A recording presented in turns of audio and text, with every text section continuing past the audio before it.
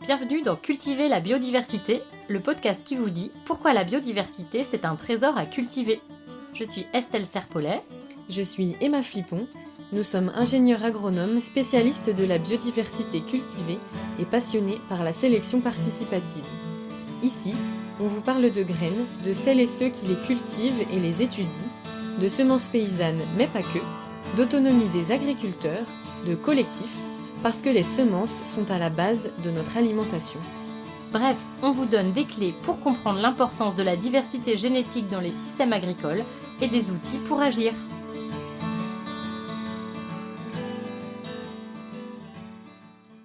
Cultiver la biodiversité, épisode 11, rencontre avec Olivier Ibarra du pôle fruitier de Bretagne. Aujourd'hui, on est avec Olivier Ibarra du pôle fruitier de Bretagne. Bonjour Olivier. Bonjour. Alors, le pôle fruitier de Bretagne, il va falloir que tu nous expliques ce que c'est. Avant, est-ce que tu peux te présenter et ensuite présenter le pôle fruitier, s'il te plaît? D'accord. Alors moi, c'est Olivier Ibarra et je suis le responsable du pôle fruitier de Bretagne.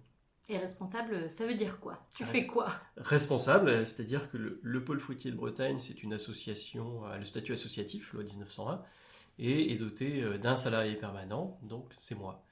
Et donc du coup, mes missions vont du secrétariat à la direction, au chargé de com, à tout ce qu'on peut imaginer.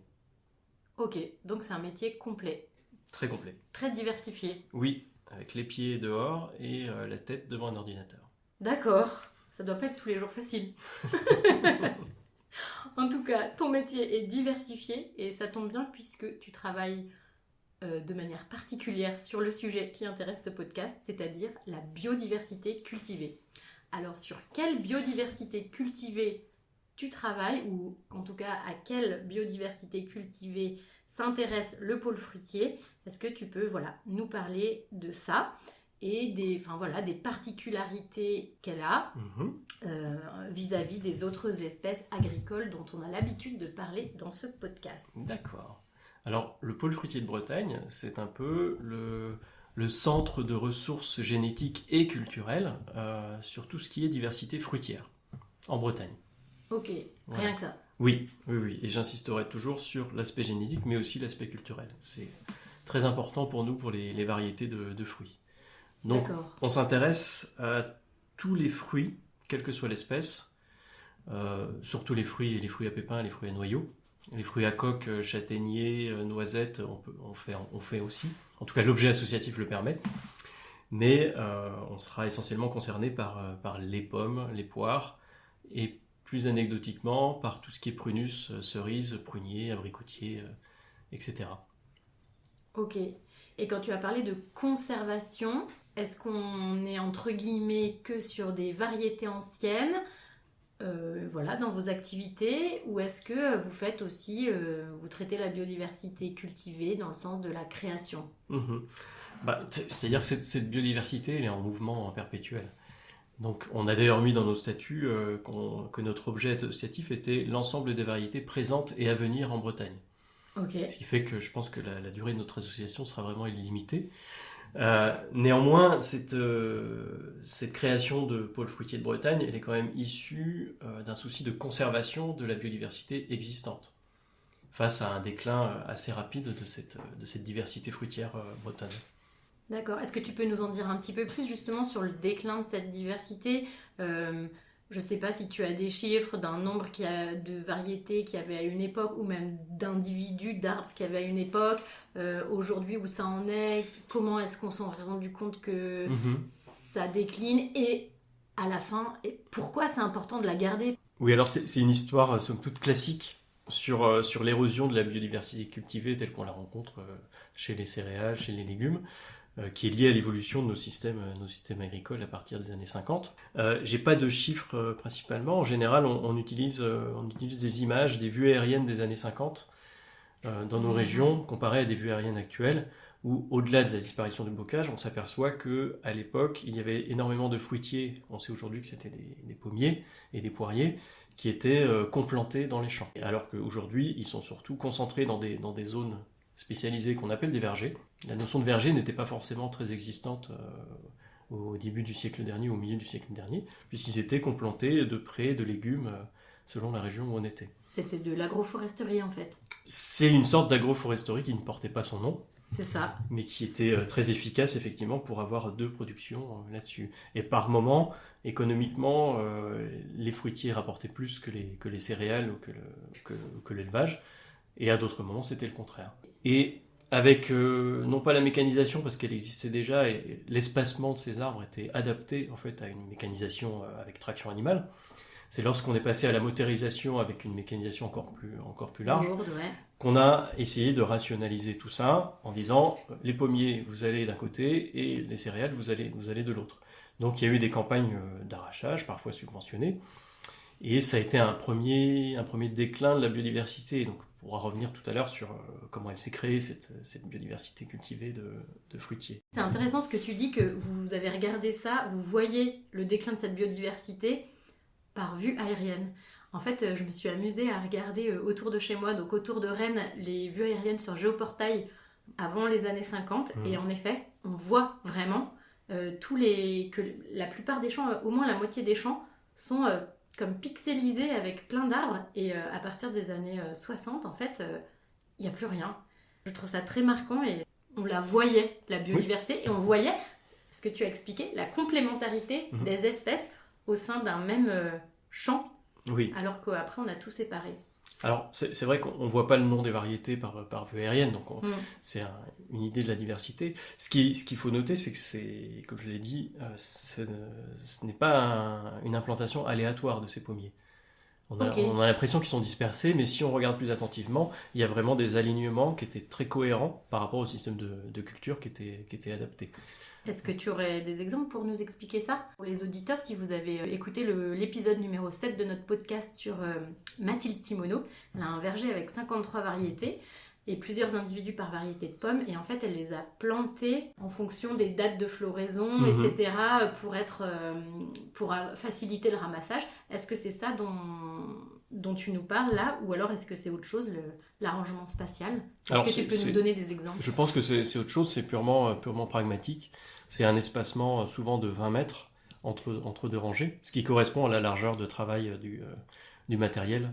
Ok. Et voilà, et sur le rang, on a au moins 10 mètres, parce que c'était des arbres cultivés en haute tige. J'ai vu que ça a été expliqué par Mathilde, dans un autre podcast. Donc alors, allez-y si vous voulez savoir ce que c'est le haute tige. L'essentiel des arbres était cultivé avec cet espacement-là de, en gros, un arbre tous les 10 mètres. C'est sur le rang. Sur le rang, et un espacement de 15 à 20 mètres. Voilà à quoi ressemblait le paysage des années 50 là-dessus.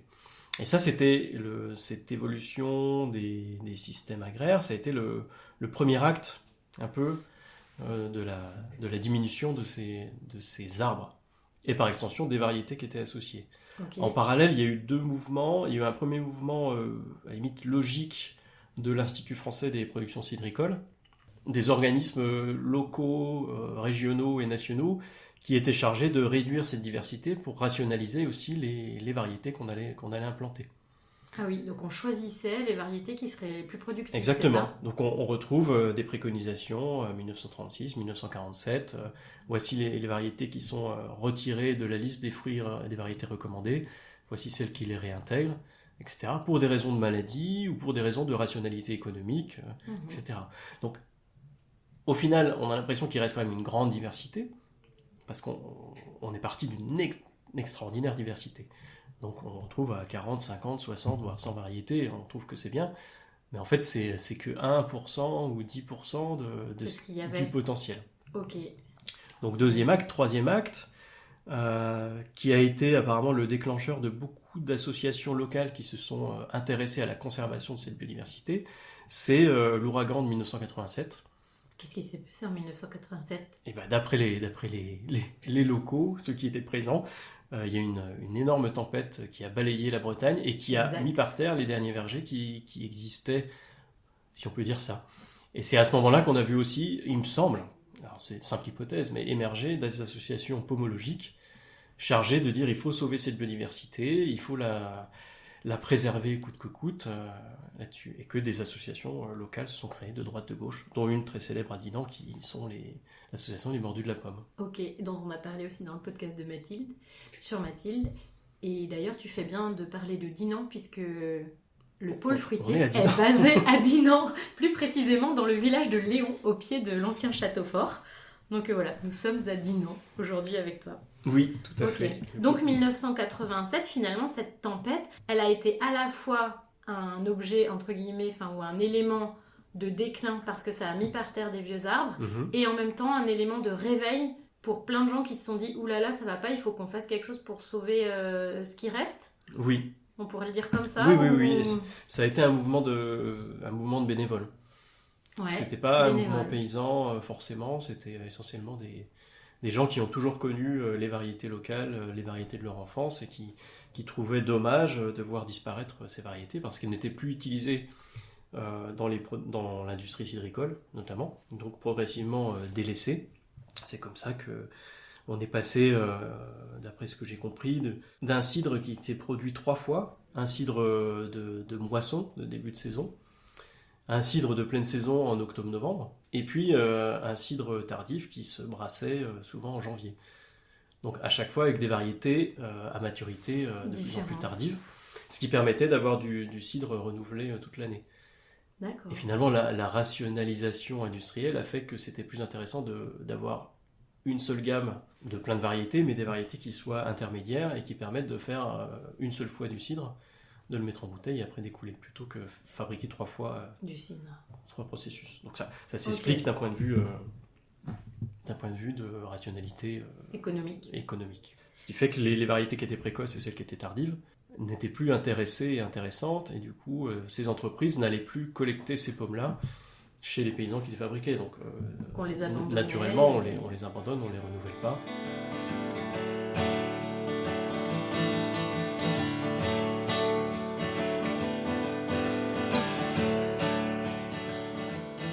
Les variétés fruitières, elles se renouvellent uniquement par greffage. Oui, alors Et le greffage, qu'est-ce que c'est? Ah, faut expliquer le greffage. J'ai encore plein de questions. Mais Oui, vas-y, le oui. greffage.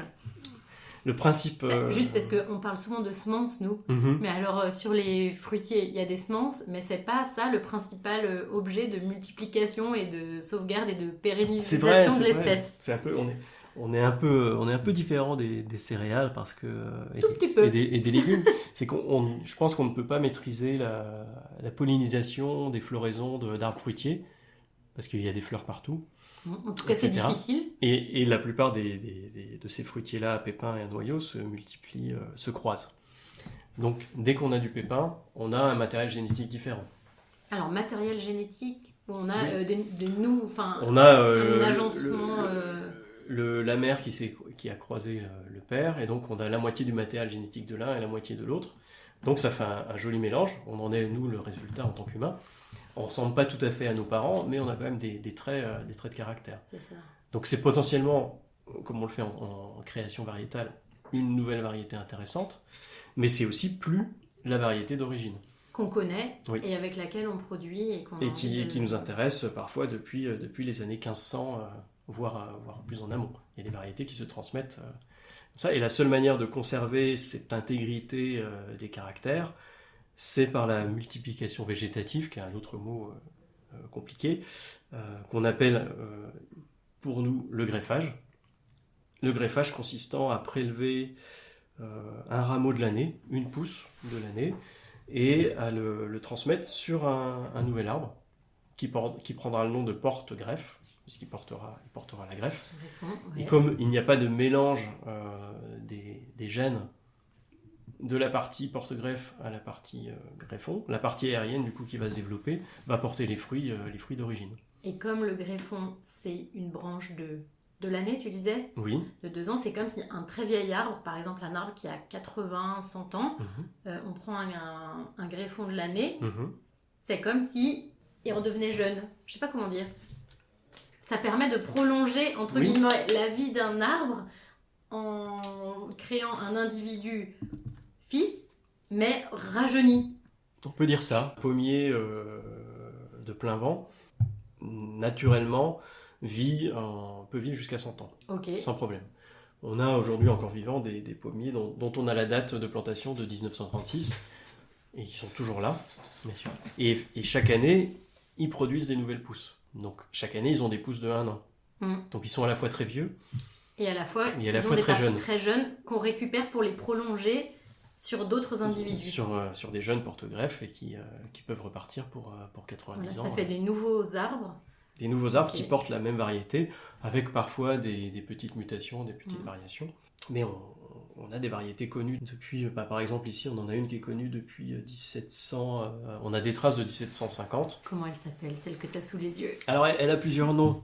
Elle a plusieurs noms. Elle a plusieurs noms. Oui. C'est compliqué ça, comment tu fais pour t'y retrouver? Savoir quelle variété c'est, quand tu vois un Oui. arbre, quel nom elle a, est-ce qu'elle a plusieurs noms? Enfin voilà, ça doit être C'est une variété compliqué. qui s'appelle revers pour les Normands, mais qui en réalité est la variété rouget de Dole 3/4 pour les Bretons. D'accord, alors ça, c'est pas un bon exemple parce que c'est juste un exemple de bisbille entre les Bretons et les Normands. Ça pourrait, mais en fait on peut raccrocher Vas-y, les wagons. raconte-moi comment Parce on que, raccroche les wagons. Donc, bon, déjà, on sait que génétiquement, elles ont le même profil. Ça Donc, a été analysé. Donc génétiquement, pour on- repréciser, c'est si on sait qu'elles ont le même profil génétique, et on est allé décoder un petit peu l'ADN ou des parties de l'ADN Oui, pour les comparer et voir qu'en fait, si elles avaient le même profil ou pas le même profil. ok, Voilà, ça ne nous donne pas un nom de variété. mais ça nous Mais donne un enchaînement Par de... comparaison, si plusieurs échantillons ont le même profil et qu'ils ont souvent le même nom, C'est la même variété. Voilà. Donc là, on sait que la revers de Normandie a le même profil génétique que la rouget de Dole de Bretagne, de Bretagne. Et alors, qui est né avant l'autre? Eh bien, pour nous, c'est la rouget de Dole. Pourquoi? Ça, c'est une anecdote très intéressante. C'est qu'en fait, Revers le nom vient de François Revers, qui a été nommé curé de Conteville dans le Marais-Vernier, donc en Normandie. Il a été nommé en 1785.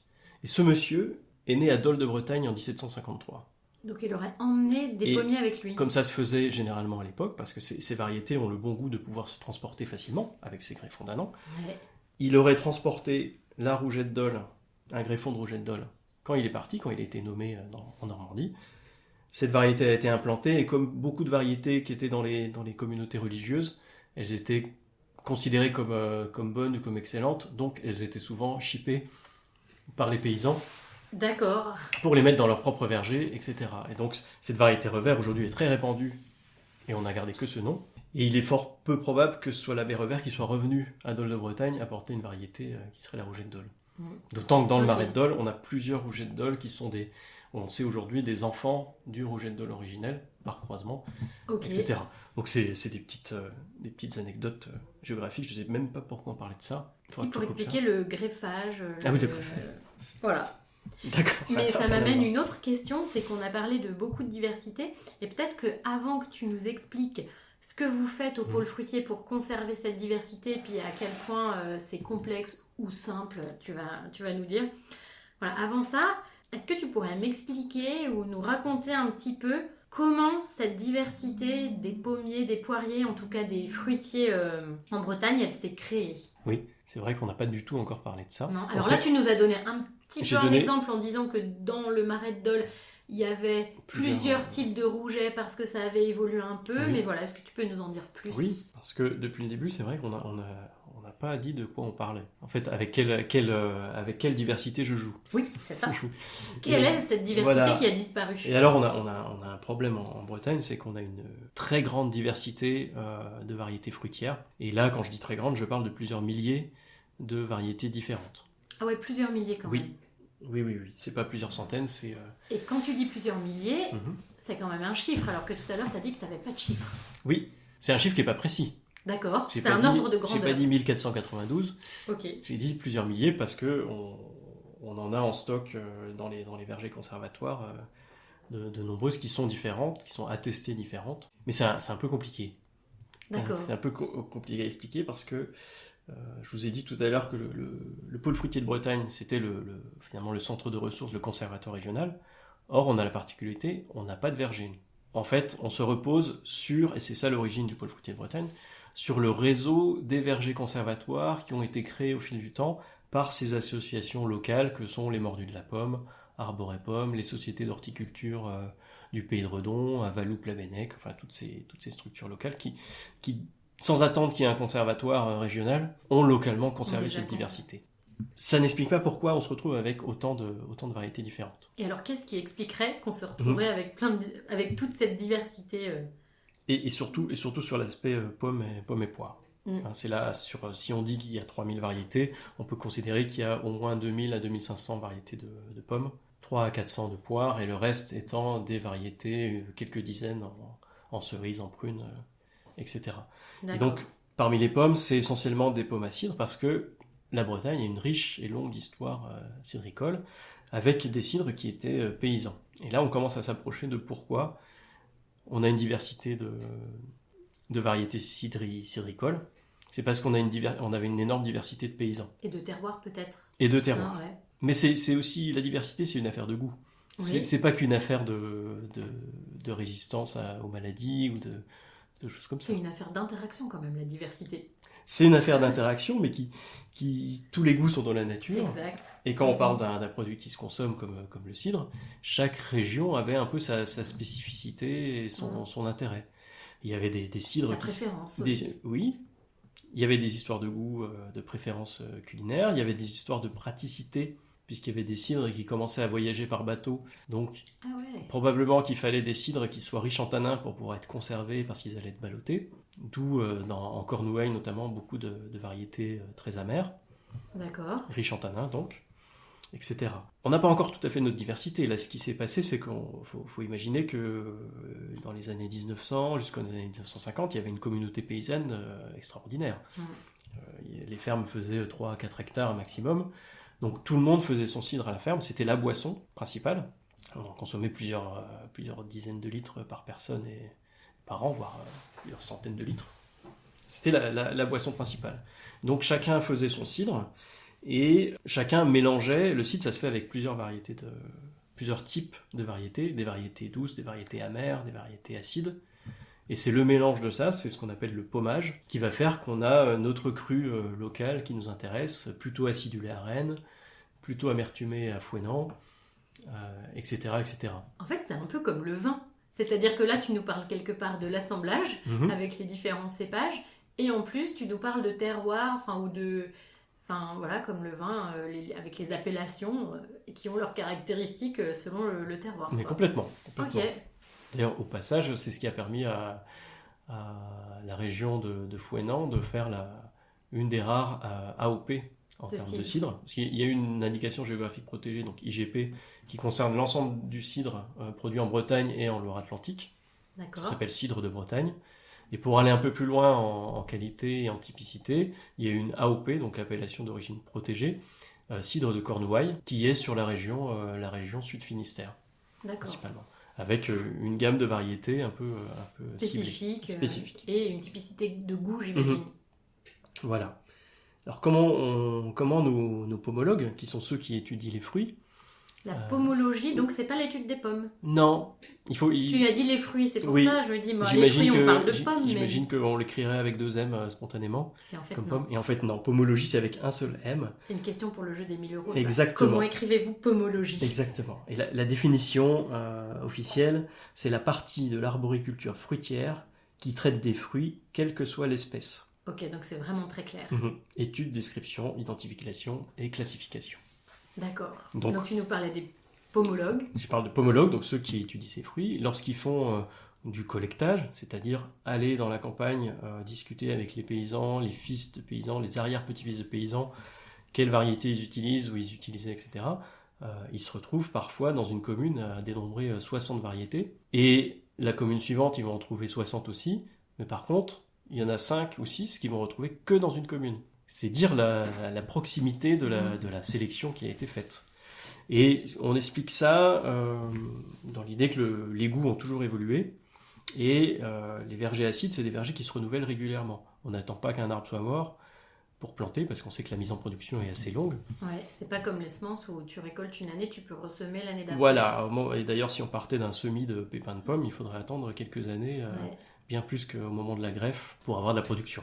Donc il y avait une manière routinière de l'achat de porte-greffes ou du semis pour créer ses propres porte-greffes. Ça part de pépins. Généralement, les pépins, on les trouvait dans le marc, suite au pressage du cidre.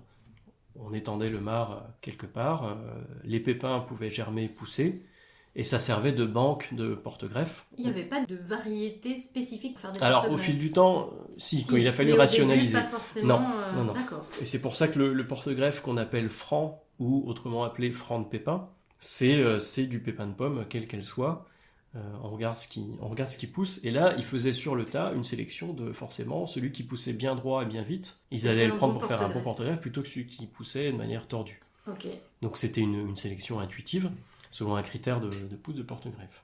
Donc ça, c'est pour la sélection des porte-greffes. C'était pour choisir son porte-greffe pour pouvoir renouveler son verger, à moindre coût. D'accord. Parfois, soit le porte-greffe n'avait pas le temps d'être greffé, soit on laissait quand même des arbres pousser sur le tas de marc, et ces arbres, au bout d'un moment, viennent à fruit. Souvent, le fruit, on le regardait, on le goûtait, bon, il n'était pas intéressant, on le rejetait, ça ferait un bon porte-greffe. Mais parfois, et ça a dû sans doute être le cas avec les rougets de Dole, on trouvait la pomme qui ressemblait au rouget de Dole, mais elle était un peu plus grosse, ou Un peu plus sucré. ou Ouais, un peu plus tardive, Ouais. ou avec un Raison. port plus érigé, parce que le rouget de Dole, il a un port avec beaucoup de branches qui se croisent, des fois c'est un peu embêtant au niveau Le port d'un arbre, c'est... c'est sa silhouette. Sa silhouette, si les branches sont Oui. plutôt tombantes ou redressées. Voilà. Ou, Il peut être très érigé, avec beaucoup de variétés qui portent le nom de mont en haut, mont en l'air. Ok, On était pragmatique dans l'appellation des variétés.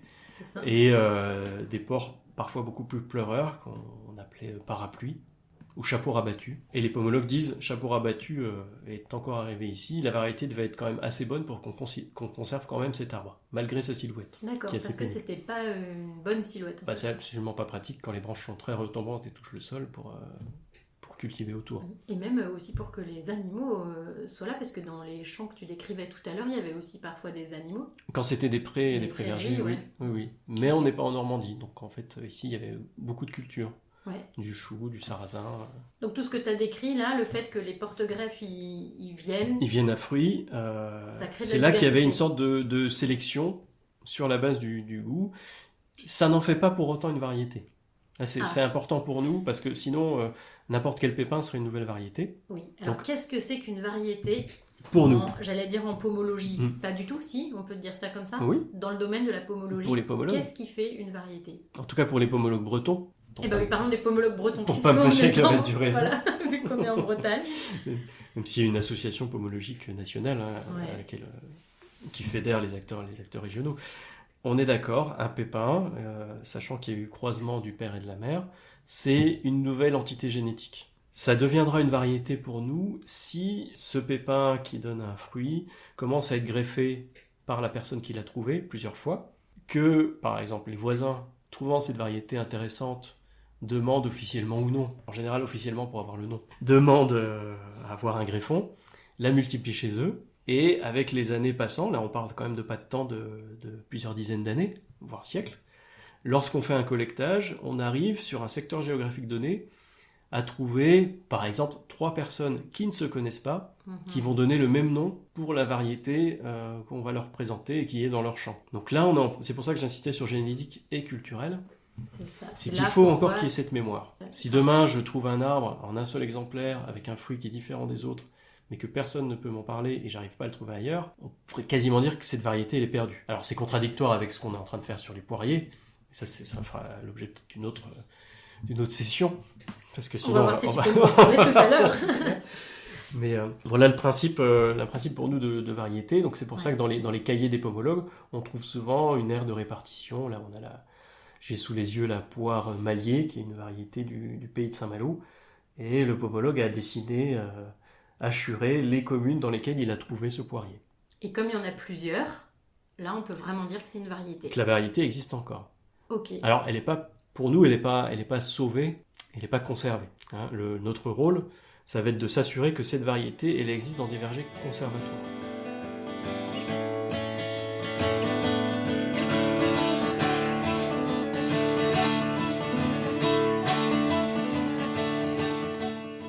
Alors justement, tu as parlé de votre rôle et tu fais le lien avec les vergers conservatoires. Qu'est-ce que vous faites au pôle fruitier de Bretagne?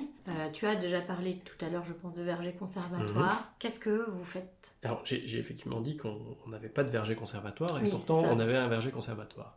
Alors, le rôle du pôle fruitier de Bretagne, c'est de venir en appui et en sécurisation des travaux des associations pomologiques locales, qui, elles, ont des vergers conservatoires. Donc finalement, je suis amené à piloter un énorme verger virtuel qui est composé d'environ 200 vergers qui vont de 10 à 500 pieds et qui est réparti sur toute la Bretagne. D'accord. Donc, Et qui sont entre guillemets détenus par qui ces vergers? Alors c'est assez divers, c'est ce qui permet nous de les hiérarchiser en termes de sûreté. Donc c'est souvent un foncier public, ça peut être une commune qui a mis à disposition un terrain de l'association pour y mettre un verger conservatoire. Ça peut être un département sur un espace naturel sensible, là où on sait que le foncier ne va pas bouger du jour au lendemain.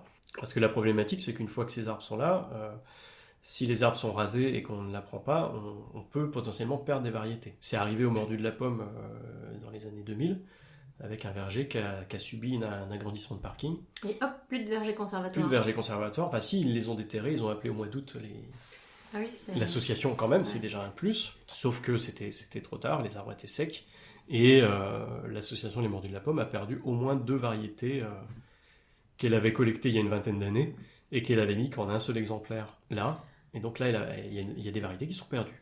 Ok, et toi, avec la vision globale de ce réseau, tu peux t'assurer, entre guillemets, enfin le pôle fruitier peut justement s'assurer du fait qu'une variété, elle n'est pas que dans un seul conservatoire, et tu peux un petit peu gérer, entre guillemets, les flux des variétés pour être sûr qu'on conserve bien une bonne diversité pour assurer l'avenir de toute cette biodiversité cultivée. C'est exactement ça, c'est un peu la mission supplémentaire de ces associations locales. C'est d'arriver à avoir une information régionale pour pouvoir hiérarchiser et prioriser des variétés qui seraient sous-représentées. Aujourd'hui, il est clair que la Rougette d'Ol, Rainette d'Armorique, Fil jaune, Douce moine, ne sont pas des variétés qui sont menacées.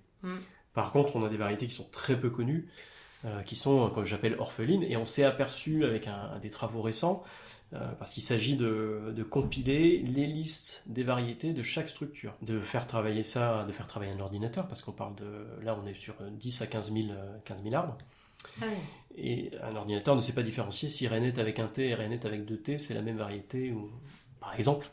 Donc il y a eu tout un travail de trouver les synonymes. On est dans une région bretonne avec plusieurs bretons, donc plusieurs orthographes.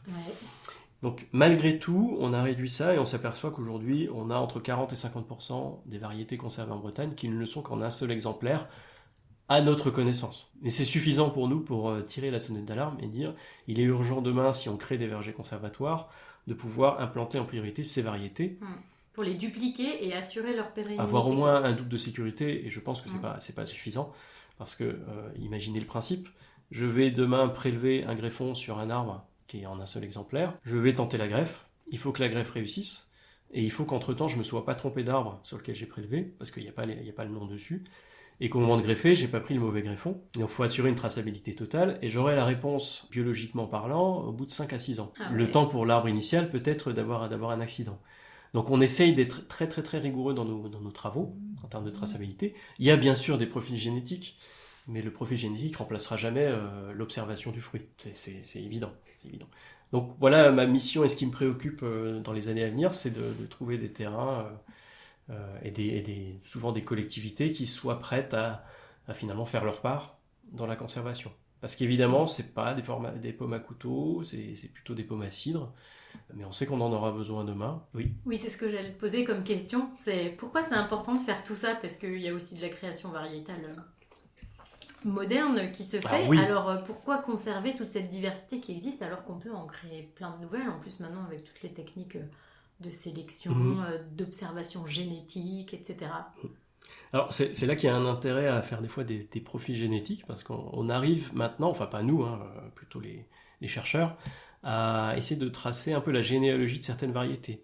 Qui a été croisé avec qui, et notamment on s'aperçoit que la Golden elle-même aurait une parenté avec une très vieille variété française. Donc Golden qui est finalement une vieille variété, parce je crois qu'elle est née dans les années 1890. Ah ouais. Donc on pourrait la considérer comme une vieille variété. On a justement dans les arbres de 1936, il y a un Golden. Donc c'est probablement un des premiers Golden purs, un des premiers greffons qui a été diffusé.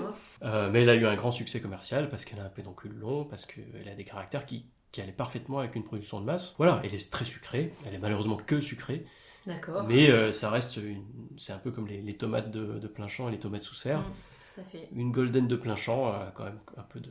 Et quand même assez chouette. Assez chouette en plein hiver à goûter, bien sûr. Je ne sais plus où j'en étais. Si on parlait de l'importance de la diversité, pourquoi c'est important de conserver cette diversité? Et tu parlais de la golden, justement, on a vu qu'elle est issue sûrement d'une très vieille variété française. Oui, donc cette golden, on s'aperçoit qu'elle fait partie des 3 ou 4 variétés à partir duquel ont été créées la plupart des variétés modernes. Donc finalement, on s'est servi d'un patrimoine génétique assez pauvre, alors qui est moins pauvre qu'il n'y paraît d'après les dernières analyses, puisqu'on retrouve du génome de la rainette franche, qui est une très très très vieille variété. Néanmoins, quand on fait un peu une carte de toutes les variétés qui ont été analysées, on s'aperçoit que les variétés à cidre et les variétés à couteau anciennes ont des profils génétiques vraiment différents. Donc il y a encore un potentiel. Néanmoins, je pense que la création variétale peut faire des raccourcis.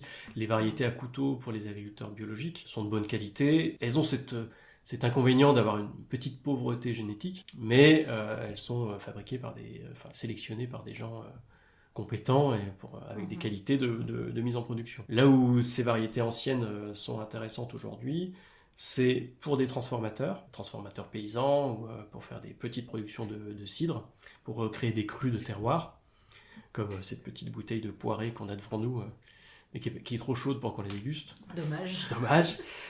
Et pour notamment en termes de valorisation économique de ces variétés, j'accompagne des maraîchers notamment qui veulent se démarquer par leur jus de pomme, par exemple. Et effectivement, s'ils peuvent dire, voilà, je suis dans le marais de Dole pour y revenir, je vous fais pas un rouget de Dole, mais par contre, je vous ai mis la variété Justine, qui a telle été l'histoire, qui a été trouvée, qui a été appelée comme ça. Je trouve que ça a du sens pour des maraîchers dont c'est l'atelier secondaire de pouvoir valoriser ces variétés-là, sans passer par les variétés sous COV, donc sous certificat d'obtention végétale, c'est-à-dire qu'ils sont vendus commercialement. Mais la question, à quoi ça sert de conserver tout ça? Pour l'instant, à rien. Comment ça, à rien? C'est un réservoir de diversité pour l'avenir aussi. Et en fait, comme tu disais, beaucoup de variétés modernes aujourd'hui, entre guillemets, ont une grande part du patrimoine génétique de la golden. Ben, ça veut dire que, comme tu l'as dit, il y a une diversité assez pauvre. Et en fait, il y aurait moyen de faire des nouvelles variétés avec plein de diversité, mais cette diversité, il faut y avoir accès, et c'est ce à quoi contribue le pôle fruitier, en fait. Oui. C'est pour assurer l'avenir aussi. Bon, j'ai moins cher, c'est moins cher. Déjà, réexploiter il y a certaines variétés locales qui sont peu connues, et qui sont considérées comme d'excellentes pommes à couteau, d'excellentes pommes à compote, etc. Encore faut-il se souvenir que ces variétés étaient utilisées en compote. On a des variétés qui étaient, à l'époque, d'après les pomologues, exportées en Allemagne par Wargomentier, qui cherchaient des variétés spécifiques pour faire de la compote. Il y avait une économie extraordinaire. Aujourd'hui, ça sert à rien. Je l'ai entendu dire, et je le comprends. Ça sert à faire du folklore, ça sert à faire des expositions de pommes qui amusent les touristes. Je suis bien sûr pas contre les expositions pomologiques, mais contre ce principe. Parce que la mission du pôle fruitier, c'est justement de conserver ce qui ne sert à rien. Parce que sûrement, un jour, ça pourra servir peut-être, sûrement, un jour, l'une d'entre elles pourra servir. On en a des exemples récents avec, justement, le changement climatique et des variétés à maturité moyenne qui aujourd'hui sont plus adaptées ou sont déconnectées des autres variétés à maturité moyenne, ça mûrit trop tôt. Et on sait que certains industriels recherchent maintenant des variétés tardives, à maturité, pas à floraison, à maturité tardive, qu'ils avaient complètement délaissées et que les associations bénévoles ont conservé pendant 30 ans gratuitement et qu'on remet. Donc ça sert. On sait qu'il y a des chercheurs qui s'intéressent maintenant à la couleur des fleurs et à la couleur des fruits en cherchant des floraisons extra blanches de pommes parce qu'elles sont dépourvues d'anthocyanes et ça pourrait avoir un intérêt dans la recherche médicale. Ok, donc en fait il y a plein d'intérêts même cachés, il pourrait y avoir des intérêts qu'on découvrira plus tard, mais si on n'a pas cette diversité, on ne pourra jamais l'utiliser et la valoriser, en tout cas la sublimer, je ne sais pas comment on peut dire, mais... C'est au-delà au moins de la juste reconnaissance de tous les bénévoles qui font le travail, c'est d'assurer dans les meilleures conditions possibles cette conservation. En plus, c'est pratique, ça fait du paysage intéressant aussi pour les gens. Ça fait de l'animation locale. Voilà, ça a plein de vertus. Il y a tout un savoir-faire associé que les gens ne savent plus faire, alors que tous les enfants du pays savaient greffer, savaient faire ça. Aujourd'hui, on ne sait plus. Donc il y a un nouvel appel à ça. Voilà, c'est pour ça qu'il faut qu'on arrive à conserver ces milliers de variétés, au moins en 2 ou 3 exemplaires.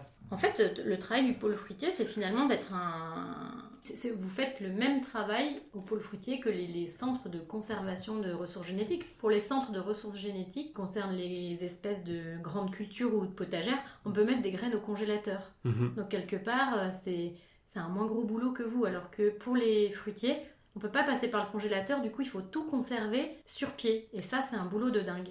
Oui. Et c'est un peu ça que le pôle fruitier coordonne, sauf que le boulot de terrain, il est réalisé extrêmement majoritairement par des bénévoles. Ah bah, 99,9%, Okay. C'est du travail bénévole, avec bien sûr l'appui des collectivités qui mettent à disposition des Heureusement, terrains, ouais. Ça, qui s'occupent de la gestion de la partie herbacée. C'est toute une organisation finalement. Donc je pense que si on devait tout rassembler sur un seul verger, ça coûterait extrêmement cher. Et puis ça n'a pas d'intérêt. Ce serait risqué. Parce qu'on sait, des pépiniéristes ont testé des variétés de l'Est d'Ille-et-Vilaine dans l'Ouest du Finistère, ils s'aperçoivent que c'est pas exactement les mêmes propriétés. Et c'est normal, parce que l'interaction génotype-environnement. Exactement. On a déjà dû vous en parler dans les premiers épisodes du podcast. Le phénotype. Voilà, le phénotype qui est le résultat de l'interaction. Comment va s'exprimer ce potentiel génétique? Forcément, une pomme en plaine et une pomme en montagne ne va pas s'exprimer pareil. C'est ça. Donc il y a des variétés adaptées et ça permet de conseiller localement les choses.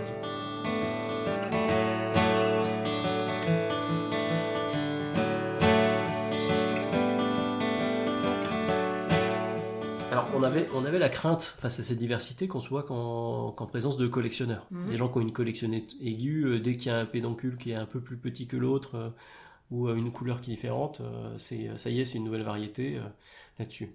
Alors le travail qu'on a fait avec l'INRAE de réaliser des profils génétiques, et ça les étonne eux-mêmes, c'est de montrer que chaque année, pourtant il y a eu plus de 12 000 à l'échelle nationale, internationale, échantillons qui ont été envoyés, chaque année on retrouve des profils différents, qui sont des agencements différents des fois des mêmes allèles du génome, mais ils sont un peu étonnés. Et en Bretagne, j'ai fait le calcul récemment, on a envoyé jusqu'en 2021 environ 260 échantillons, et on en a au moins 115 plus 25, donc 140, qui donnent un profil génétique qui jusqu'à présent n'a pas été retrouvé ailleurs. Ça ne veut pas dire qu'il est unique. Peut-être que demain, une association corse va envoyer un échantillon et on va retrouver le même profil.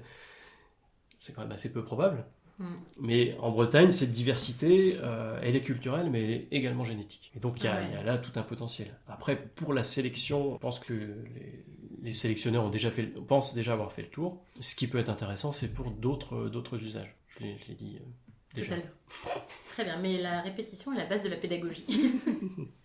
Et tu as parlé là du fait que tu travaillais avec l'INRAE. Est-ce que tu peux nous parler d'un projet en cours que le pôle fruitier a? Parce que donc, pour le pôle fruitier, qu'on n'a pas dit, mais c'est qu'il y a la mission dont tu as parlé de coordination de tous les vergers conservatoires, d'appui aux associations locales. Et il y a aussi parfois, selon les projets que vous déposez pour obtenir du financement pour les réaliser, il y a des projets spécifiques pour approfondir des points importants que vous estimez sur la question de la diversité. Est-ce que tu peux nous parler d'un projet en cours? Complètement. Avant, c'est vrai que parmi les missions de base sont les mêmes que les missions associatives, c'est-à-dire inventorier et conserver. Qu'on continue à retrouver des variétés anciennes encore aujourd'hui. Il y a une chose qu'il faut qu'on développe, c'est l'aspect étude et expérimentation, pour mieux connaître ces variétés, au-delà des savoirs empiriques paysans, d'essayer de confirmer ces choses par des études un peu plus objectives. Et après, pour aller sur l'axe valorisation, diversification agricole, réimplantation, etc. Donc ça, c'est les trois piliers indispensables. On ne peut pas conserver pour conserver. Ce serait figé et ce ne serait pas intéressant. Voilà. Et la plus-value, comme on l'a dit, c'est d'assurer la fédération des associations.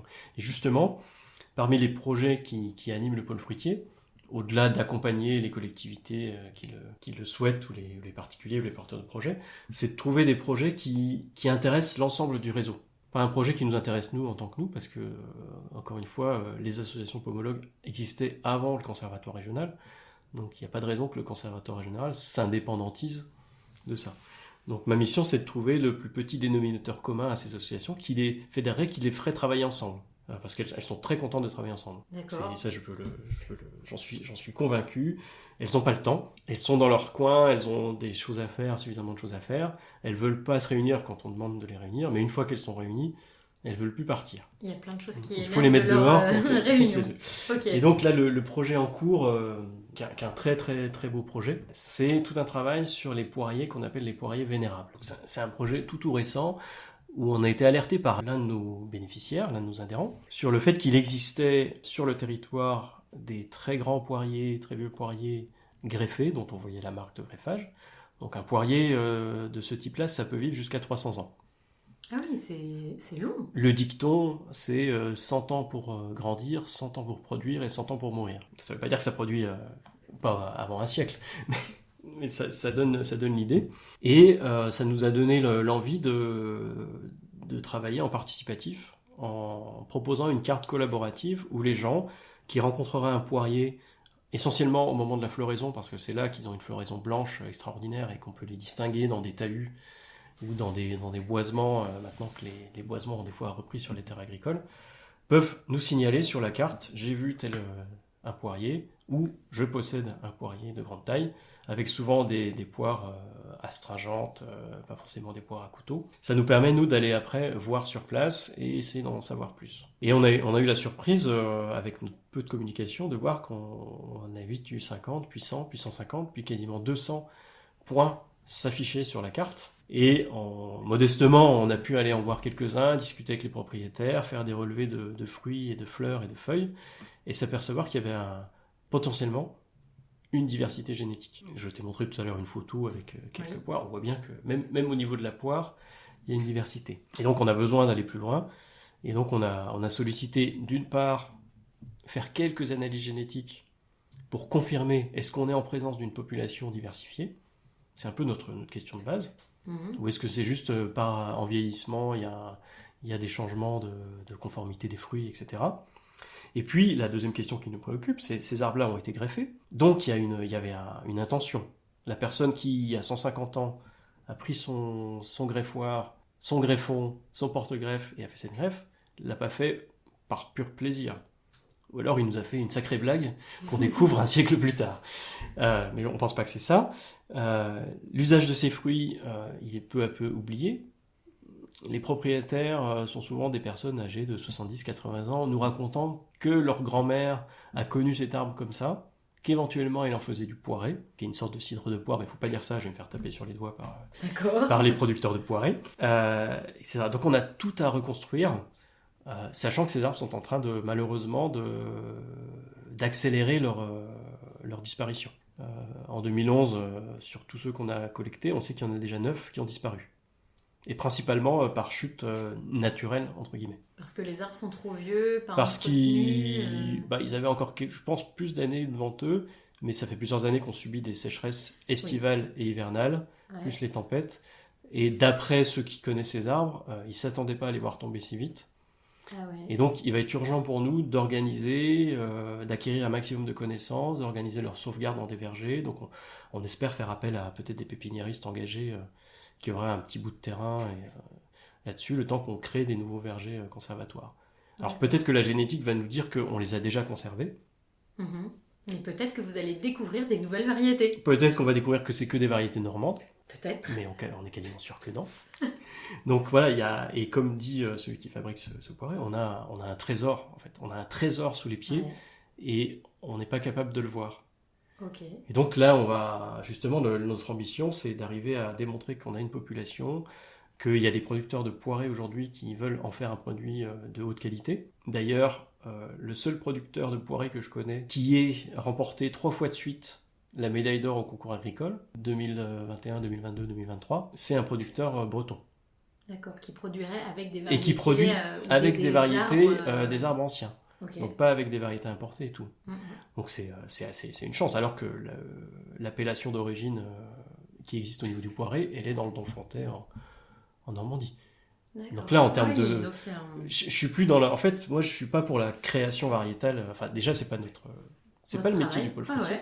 Par contre, c'est de tenir à disposition ce potentiel génétique. Si demain, quelqu'un veut s'amuser à faire de la création variétale, on peut lui mettre à Il a de disposition quoi, le savoir-faire, ce qu'on sait là-dessus. Il a de quoi s'amuser Ouais. avec. Ah oui. Mais une même, belle même sans ça, diversité de base. il y a moyen de créer de l'économie. Ouais. Et je parle pas de l'économie ménagère avec toutes les foires au greffon où les gens Ouais. plantent leur arbre et ont des fruits gratuitement là-dessus. Eh ben merci, ça nous fait un beau panorama de tout ce que vous faites au pôle fruitier, un beau panorama de l'histoire de la diversité pomologique, ça se dit, Oui. bretonne.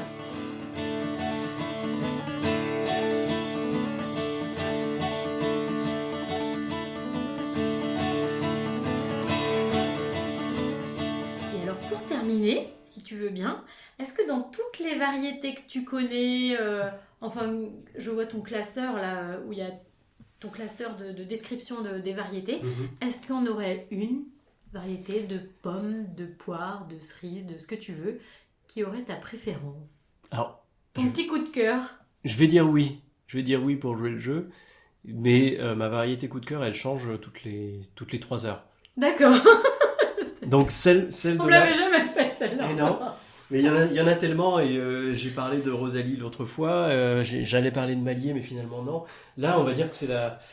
Tout de parce que suite, là maintenant, c'est qui? ça va être la poire qui est nommée pour l'instant Trévérien, parce qu'elle elle me tient à cœur, parce que je suis originaire de ce village. En tout cas, j'y habite depuis 10 ans. Voilà.